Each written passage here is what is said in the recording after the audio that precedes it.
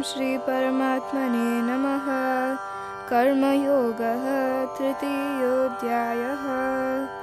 अर्जुन उवाच ज्ञायसि चेत् कर्मणस्ते मता बुद्धिर्जनार्दन तत्किं कर्मणि घोरे मां नियोजयसि केशव। व्यामिश्रेणेव वाक्येन बुद्धिं मोहयसीव मे तदेकं वद निश्चित्य येन श्रेयोऽहम् आपुण्याम्। श्रीभगवानुवाच लोकेऽस्मिन् द्विविधा निष्ठा पुरा प्रोक्ता मया नघ ज्ञानयोगेन साङ्ख्यानां कर्मयोगेन योगिनाम्। न कर्मणाम् अनारम्भान् नैष्कर्म्यं पुरुषोऽश्नुते न च सन्न्यस्सनादेव सिद्धिं समधिगच्छति। न हि कश्चित् क्षणमपि जातु तिष्ठत्य कर्मकृत् कार्यते ह्यवशः कर्म सर्वप्रकृतिजैर्गुणैः। कर्मेन्द्रियाणि संयम्य य आस्ते मनसा स्मरन् इन्द्रियार्थान् विमूढात्मा मिथ्याचारः स उच्यते।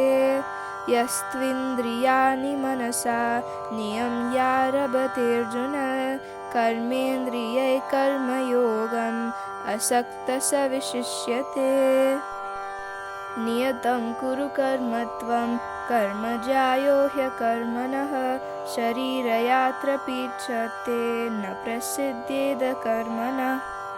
यज्ञार्थात् कर्मणोऽन्यत्र लोकोऽयं कर्मबन्धनः तदर्थं कर्म कौन्तेय मुक्तसङ्गः समाचर। सह यज्ञाः प्रजा सृष्ट्वा पुरोवाच प्रजापतिः अनेन प्रसविष्यध्वम् एष वोस्त्विष्टकामधुक्। देवान् भावयतानेन तदेवा भावयन्तु वः परस्परं भावयन्तः श्रेयः परमवाप्स्यत।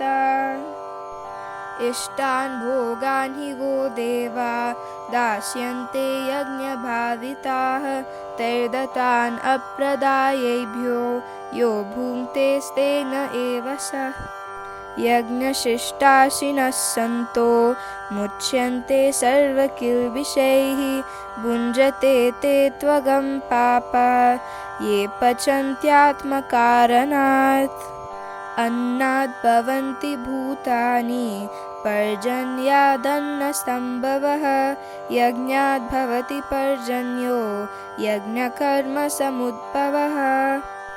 कर्म ब्रह्मोद्भवं विद्धि ब्रह्माक्षरसमुद्भवं तस्मात् सर्वगतं ब्रह्म नित्यं यज्ञे प्रतिष्ठितम्।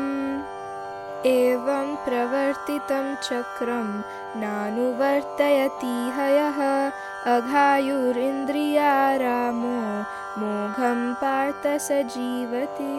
यस्त्वात्मा रतिरेव स्यादात्मतृप्तश्च मानवः आत्मन्येव च सन्तुष्टः तस्य कार्यं न विद्यते।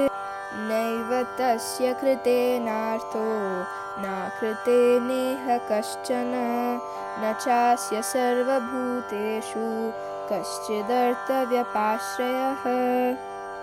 तस्माद् असक्तः सततं कार्यं कर्म समाचर असक्तो ह्याचरन् कर्म परम् आप्नोति पुरुषः। कर्मणैव हि संसिद्धिम् आस्थिता जनकादयः लोकसङ्ग्रहमेवापि सम्पश्यन् कर्तुम् अर्हसि। यद्यद् आचरति श्रेष्ठः तत्तदेवेतरो जनः स यत्प्रमाणं कुरुते लोकस्तदनुवर्तते।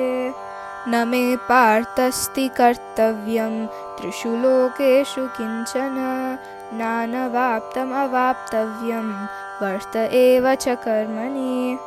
यदि ह्यहं न वर्तेयं जातु कर्मण्यतन्द्रितः मम वर्त्मानुवर्तन्ते मनुष्याः पार्थ सर्वशः उत्सीदेयुरिमे लोका न कुर्यां कर्म चेदहं शङ्करस्य च कर्तास्याम् उपाहन्याम् इमाः प्रजाः सक्ताः कर्मण्यविद्वांसो यथा कुर्वन्ति भारत कुर्याद्विद्वांस्तथा सक्तः चिकीर्षुर्लोकसङ्ग्रहम् न बुद्धिभेदं जनयेत् अज्ञानं कर्मसङ्गिनां जोषयेत् सर्वकर्माणि विद्वान् युक्तः समाचरन् प्रकृते क्रियमाणानि गुणे कर्माणि सर्वशः अहङ्कारविमूढात्मा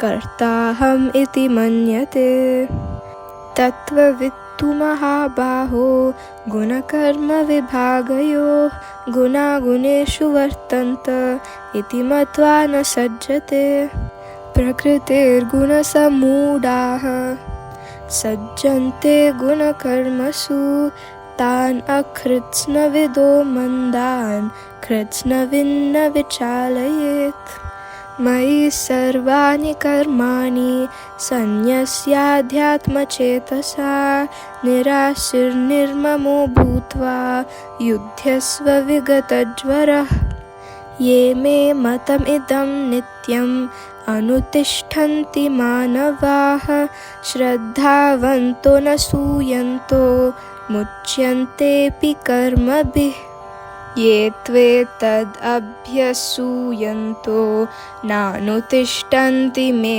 मतं सर्वज्ञानविमूढांस्तान् विद्धि नष्टान् अचेतसः सदृशं चेष्टते स्वस्याः प्रकृतिर्ज्ञानवानपि प्रकृतिं यान्ति भूतानि निग्रहः किं करिष्यति इन्द्रियस्येन्द्रियस्यार्थे रागद्वेषौ व्यवस्थितौ तयोर्न वशम् आगच्छेत् तौ ह्यस्य परिपन्थिनौ श्रेयान् स्वधर्मो विगुणः परधर्मात् स्वनुष्ठितात् स्वधर्मे निधनं श्रेयः परधर्मो भयावहः अर्जुन उवाच अत केन प्रयुक्तोऽयं पापं चरति पूरुषः अनिच्छन्नपि वर्ष्णेय फलादिव नियोजितः श्रीभगवानुवाच काम एष क्रोध एष रजोगुणसमुद्भवः महाशनो महापाप्मा विद्येनमिह वैरिणम्